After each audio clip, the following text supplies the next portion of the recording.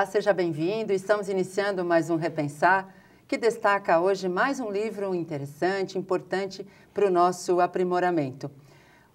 A nossa reflexão de hoje estará baseada no livro A Eterna Dança Cósmica, escrito por um jovem, e que, como bem diz um dos prefácios desse livro, acerca do seu conteúdo, ele nos mostra a busca espiritual de tantos outros jovens, pelas sendas dos estudos conscienciais, ou melhor dizendo, de espíritos reencarnados que estão na busca, com tarefas conscienciais a realizar nas lides do mundo.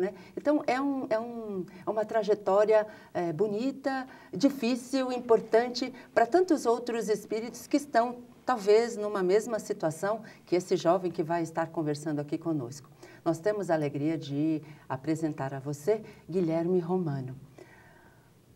Muito bom tê-lo aqui, viu, Guilherme? É um prazer para mim também, Isilda. É um prazer poder, mais uma vez, divulgar o trabalho, não só meu, que eu não considero sendo como meu, mas de toda essa egrégora que nos acompanha, que nos condiciona e que nos orienta para realizar o que realizamos. Eu acho que, assim, você é um exemplo, assim, de que o mundo tem salvação, porque jovem, nós estamos querendo os jovens nesse trabalho de melhorar o nosso mundo, porque o jovem é o futuro do planeta, De fato, mas eu considero que eu sou apenas um simples aprendiz. Se eu estou inserido em uma nova geração de seres mais condicionados, eu, como ser incondicionado, vim só para fazer o abre-alas para os novos que virão. Mas é bom, isso é bom para nós.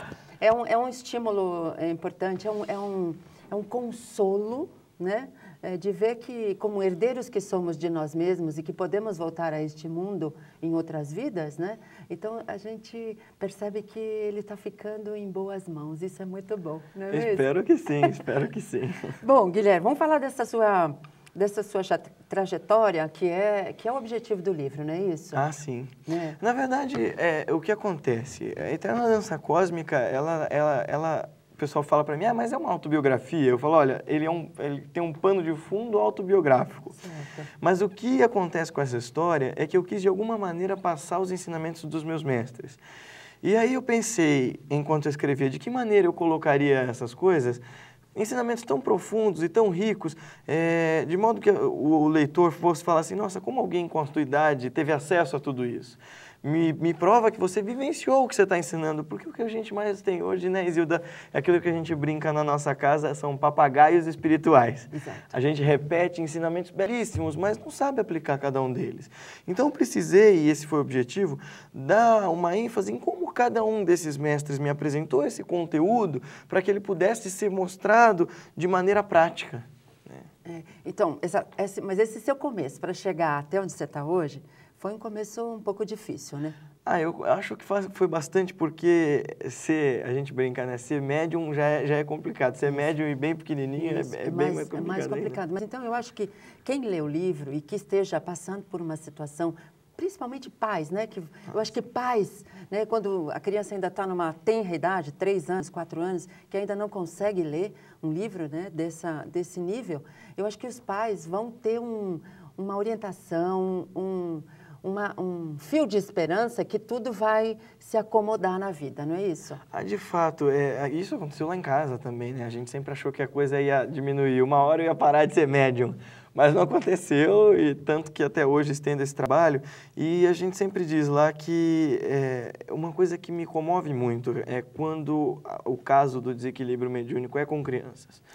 Porque é um ser que ainda não tem condição de lidar com aquilo, não tem equilíbrio emocional, nem espiritual, nem psicológico para lidar com nada disso. Então, eles são prioridades para a gente. E nem físico, Porque ainda... Nem físico, muito menos físico, Agora, uma coisa que é interessante, que eu acho que você poderia nos esclarecer, até porque nos cursos nos centros espíritas, essa é uma grande dúvida, e é uma dúvida constante, Anjos da guarda, mentores, guias espirituais...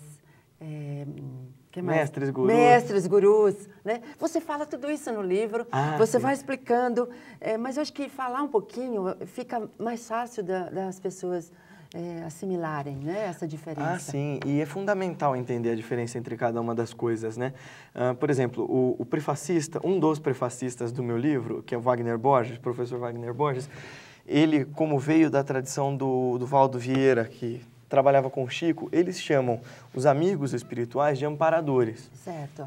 Só que o Wagner é muito claro em diferir amparador de mentor. E a isso nós chamamos os amparadores, que eles chamam de entidades amigas espirituais dos centros espíritas, certo. né? Então, vamos entender os anjos da guarda, os amigos espirituais, como as entidades, os amparadores. Mentor é aquele que nos guarda, é aquela entidade que desde o dia do teu nascimento está comprometido com você ao teu lado. É claro que existem outros espíritos que estão ali nesse mesmo compromisso, mas o mentor é mais próximo de você. Certo. No meu caso, eu tenho vó Brasilina, né? Minha querida e amada mentora que compõe a Falange das Legionárias de Maria, nossa amada Mãe Santíssima. Guru é uma outra história, mestre é uma outra história, mas vamos explicar os dois. Os mestres, eu sempre brinco lá no Nelna, que Nelna é a casa que nós dirigimos, né? E fundamos, cofundamos. Existe uma diferença crucial entre entidades espirituais e mestres. Certo. Mestres espirituais são espíritos que a gente já chama de escol, que são espíritos que têm um alcance, uma sutileza, uma sabedoria e uma profundidade na alma humana e na alma universal que ultrapassem muito a nossa capacidade de entendimento. As entidades são aquelas que espíritos de luz, porém ainda com as nossas limitações, em processo de grande evolução. Eles só são um pouco melhores do que nós, ou melhores do que nós. Exato, né? exato. Eles estão mais evoluídos do que nós. Estão mais esclarecidos do que nós, mas ainda na mesma caminhada. Um mestre não, o mestre já passou da nossa jornada há muito tempo. Certo. No caso de santos, né, grande parte deles de todo o mundo. E aí nós temos os gurus, né? Eu tenho o meu guru, Shri Shiva Harinanda, né? Esse foi difícil de ler, eu fiquei treinando para ler esse nome. O guru, na verdade, ele é um grande mestre realizado. O que é um mestre realizado? Ele alcançou... É difícil para nós espíritas imaginar que alguém além de Jesus alcançou isso, mas nós temos que ser um pouquinho mais...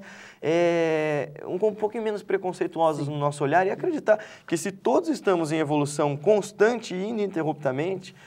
alguém já chegou nessa evolução junto com Jesus, ou depois dele, ou antes dele. Então, um mestre realizado é alguém que já está num patamar completamente perfeito, ou pelo menos aos nossos padrões, né?